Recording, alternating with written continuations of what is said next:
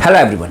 तो कैसे हैं आप लोग। देखिए आज फादर्स डे है, तो मैं सोच रहा था कि क्यों ना आप लोगों के साथ कुछ ऐसी बातें शेयर करूं कि जिनके पास अभी अपने माँ बाप मौजूद हैं, हयात हैं, ज़िंदा हैं, उनकी कदर कैसे करें वो। देखिए 2010 में मेरे पापा हमें छोड़ के चले गए थे। मैं, मेरे बड़े भाई, हम लोग सब अकेले हो गए थे। तो जो बाप होता है उसकी क्या अहमियत होती है, जो मैंने फील किया है, जो मैंने देखा है, जो हमने देखा है, वो शेयर करना चाहता हूँ आप लोगों के साथ। देखिए क्या होता है कि ज़िंदगी जो होती है ना, आप कोई भी चीज़ उठा के देख लीजिए, जो भी इस रूहे ज़मीं पे मेहनत कर रहा है वो सिर्फ अपनी फैमिली के लिए कर रहा है कि अपने परिवार को कैसे बेटर ज़िंदगी दे दे।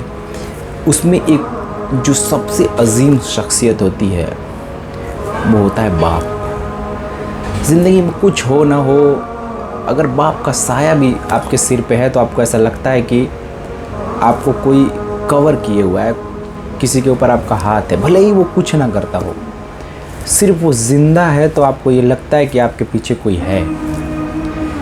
ये चीज़ हमने फेस की है, हमने देखा है ये चीज़ें कि बहुत सारे लोगों के माँ बाप होते हैं, फैमिली में जब शादी होती है बाप को अनाथालय में ले जाके शिफ्ट कर देते हैं क्योंकि उनको खाना बना के उनकी बीवियाँ नहीं देना चाहती हैं। ऐसे बहुत सारी चीज़ें होती हैं जो वो लोग फेस करते हैं। तो ये परेशानियाँ लगभग सारी फैमिली में है। ये चीज़ हर जगह आम हो गया है कि लोग अपने माँ बाप को ले जाके अनाथालय में, आप जाकर देख लीजिए वृद्धाश्रम में कितने ऐसी फैमिलियाँ पड़ी हैं, हज़ारों ऐसी कहानियाँ पड़ी हैं। एक छोटा सा वीडियो मैंने कुछ बनाया था क्योंकि मैं ये जो चैनल पे ऐसे वीडियो डालता हूँ, सिर्फ पैसे कमाना, मशीनें बेचना इंटेंशन नहीं है, रिलेशनशिप बिल्डअप करना। जो भी हमें सुनते हैं उनको कुछ अगर हम दे सकते हैं, उनसे कुछ ले सकते हैं तो वो आदान प्रदान चलता रहेगा। हम कुछ आपको बताएंगे, आप कमेंट में आके कुछ बोलिएगा, क्योंकि ये ज़िंदगी जो हमारी चलती है, ये फीलिंग्स, इमोशंस, ये सारी कुछ लेके चलती है। पैसा कमा लेना इधर उधर, ये सब चीज़ें चलती रहती हैं। तो आज फादर्स डे था तो मैं सोच रहा था कि अपनी ज़िंदगी के कुछ लम्हे आपके साथ शेयर करता हूँ कि वो चीज़ अगर आप उस चीज़ से ना गुज़रें, क्योंकि अगर आपके पास माँ बाप हैं तो आपसे बड़ा दौलतमंद इस दुनिया में कोई नहीं है। एम्स में मेरे पापा एडमिट थे, उनकी दोनों किडनी ख़राब हो गई थी। मुझे याद है मेरे भाई भाग के बाहर आते थे कि वो डॉक्टर ने कहा है कि अभी वो ठीक हो जाएंगे। हमें हिम्मत मिलती थी, फिर हम अंदर जाते थे, वेंटिलेटर पे सांस चलती थी, मैं कंटिन्यू वो जो मॉनिटर लगा हुआ था उसमें देखता रहता था कि कैसे वो ऐसे ऐसे ऐसे ऐसे लाइन चल रही है।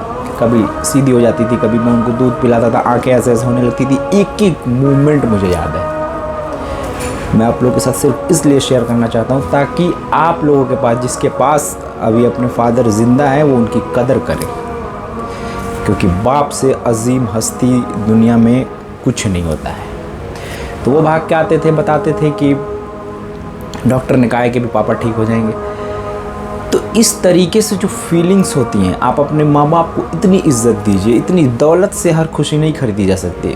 मैं हमेशा कहता हूँ कि पैसा कमाइए, अगर वो लोग ज़िंदा हैं तो इतना पैसा कमाइए कि उन लोगों को हर खुशी दीजिए, उनकी खिदमत करके दीजिए उन लोगों की, क्योंकि एक बार जब वो चले जाएंगे और आपके पास बहुत पैसा आएगा तो आप सोचेंगे कि काश वो होते तो मैं उन लोगों के लिए ये करता। वो अगर आपके पास पैसा नहीं है तो आपके पास आपके हाथ पर सलामत है।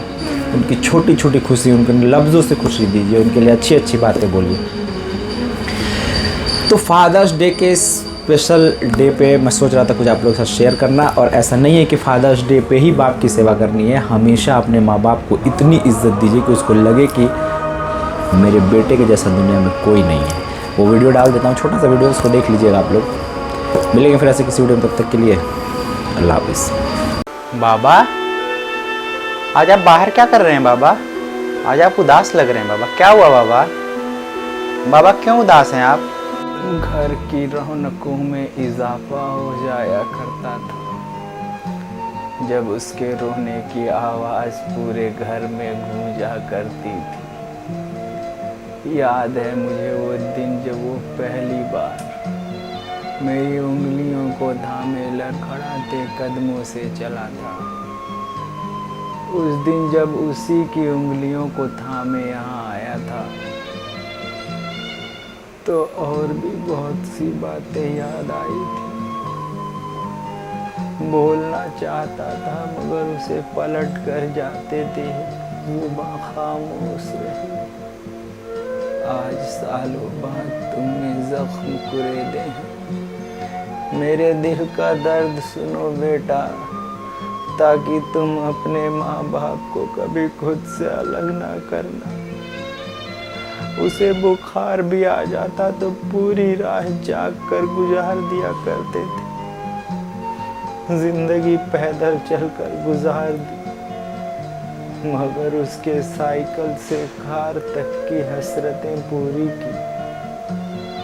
अपने बुढ़ापे के लिए जो एफडी की थी,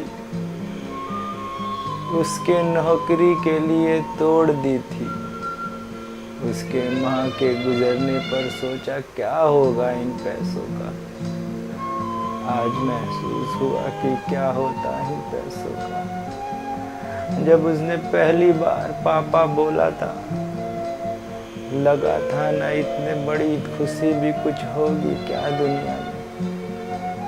आज सच कहूँ बेटा, ऐसा लगता है औलाद से बड़ा अभिशाप कोई नहीं इस दुनिया में। जिस घर को सींच सींच कर मेरे बाबा ने बनाया, जिसे मैंने अपने खून पसीने से सींचा, ताकि बाबा के जाने के बाद उन्हें उस घर में जिंदा रख पाऊं, मुझे जीते जी उसी घर से अलग कर दिया। न जाने कितने बार मेरे ऊपर पेशाब कर दिया करता था। एक दिन बिस्तर पर पेशाब कर देने की इतनी बड़ी सजा कि मेरे कपड़े मेरे बिस्तर मुझसे ही धुलवाए गए।